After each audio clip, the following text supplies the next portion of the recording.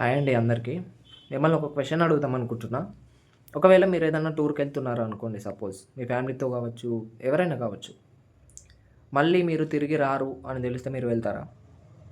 సరే మనం వెళ్తున్నాం. మనం నార్మల్‌గా టూర్‌కెళ్ళేసి హ్యాపీగా మంచి మెమరీస్‌తోటి రిటర్న్ రావాలనే ఎళ్తారు ఎవరైనా.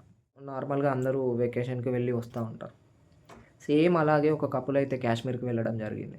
కానీ ఆ కపుల్ మాత్రం ఇట్లా మంచిగా టూర్‌కెళ్ళేసి మళ్ళీ వాళ్ళ భర్తను డెడ్ బాడీలాగా రిటర్న్ తీసుకురావాల్సొస్తదని వాళ్ళ వైఫ్ గాని, లేకపోతే నేను చనిపోతా అని అతనికి గాని తెలిసుండదు.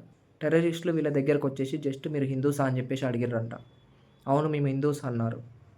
హిందూస్ అని జెప్పినందుకు వీళ్ళని చంపేసిర్రంట. వాళ్ళ భర్తను చంపేయంగానే ఆ అమ్మాయి గూడా అక్కడుండి ఏడుస్తూ నన్ను గూడా చంపేయండి. నన్నెందుకు చంపేయట్లేరు అనంటే నిన్ను చంపము అన్నారంట. ఎందుకు చంపట్లేరు అనంటే మేము చంపేసినామని నరేంద్ర మోడీకెళ్ళి జెప్పు. నువ్వు చెప్పడం కోసం నిన్ను చంపట్లేము అని జెప్పేసి అన్నారంట. దీనికి ఇమ్మీడియేట్ రియాక్షన్‌గా మన నరేంద్ర మోడీ గారైతే ఈరోజు కొన్ని డెసిషన్స్ తీసుకున్నారు. మన జవహర్‌లాల్ నెహ్రూ గారు ఉన్నటువంటి హయాంలో సైన్ చేసినటువంటి ఇండస్ వాటర్ ట్రీటీని ఇప్పుడు సస్పెండ్ చేయడం జరిగింది మోడీ గారైతే. ఇంకా అట్టారి దగ్గర ఉన్నటువంటి బార్డర్‌ని కూడా క్లోజ్ చేయడం జరిగింది. ఇంకా పాకిస్తాన్ వాళ్ళకి ఇండియా రావడానికి అసలు పర్మిషనే లేదు. నెక్స్ట్ అప్‌కమింగ్ వీసాస్ అయితే ఇష్యూ చేయడం లేదు ఇంకా. ఇప్పుడు ప్రెజెంట్ ఇండియాలో ఉన్న పాకిస్తానీస్ వితిన్ 48 అవర్స్‌లో ఇండియాని వెకేట్ చేయాలి. ఇవన్నీ ఇమ్మీడియేట్‌గా జరగాలని జెప్పేసి నరేంద్ర మోడీ గారైతే డెసిషన్స్ తీసుకున్నారు. మన ఇండియా అయితే ఇంత తొందర రియాక్ట్ అయింది.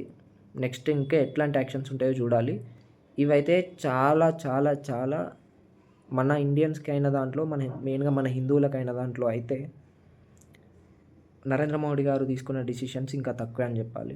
ఇంకా ఎన్ని హార్ష్ డెసిషన్‌లు తీసుకుంటారో మోడీ గారు చూద్దాం. కాశ్మీర్ అంటే ఇండియాకి సంబంధించింది.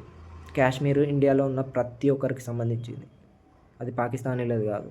ఈ అటాక్‌లో ఎవరైతే గాయపడ్డారో, ఎవరైతే మరణించారో వాళ్ళ ఆత్మలకి శాంతి చేకూరాలని కోరుకుంటున్నాం మామ. జై హింద్.